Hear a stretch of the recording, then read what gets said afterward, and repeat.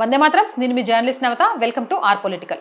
ఛత్తీస్గఢ్ ప్రభుత్వం కీలక నిర్ణయం తీసుకుంది. 2026-27 విద్యా సంవత్సరం నుంచి ప్రభుత్వ ప్రైవేటు పాఠశాలలన్నీ తమ పని దినాన్ని నిర్దిష్ట ప్రార్థనలు, కీర్తనలు, దేశభక్తి గీతాలతో ప్రారంభించి ముగించాలని ఆదేశించింది. పాఠశాలలు రోజువారీగా పాటించాల్సిన 3 దశల కార్యక్రమ షెడ్యూల్ ని అధికారులు విడుదల చేశారు. ప్రతి విద్యా సంస్థలోనూ గాయత్రి మంత్రంతో పాటు ఇతర హిందూ ప్రార్థనలు, జాతీయ గీతం, వందే మాతర పఠనాన్ని తప్పనిసరి చేస్తూ ప్రభుత్వం ఆదేశాలు జారీ చేసింది.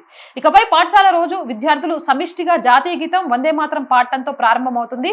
ఆ వెంటనే దీపమంత్రం, సరస్వతి వందన, గురుమంత్రం పఠిస్తారు. ఉదయపు సమావేశం ఒక ప్రముఖ వ్యక్తి జీవిత చరిత్రలోని ఘట్టాన్ని చదవడంతో ముగుస్తుంది.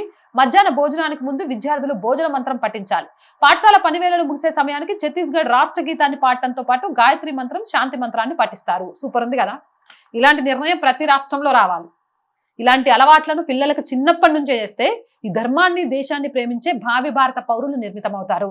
నాకైతే సూపర్ నచ్చింది. నేను తెలంగాణలో కూడా అలాంటిది రావాలని కోరుకుంటున్నాను.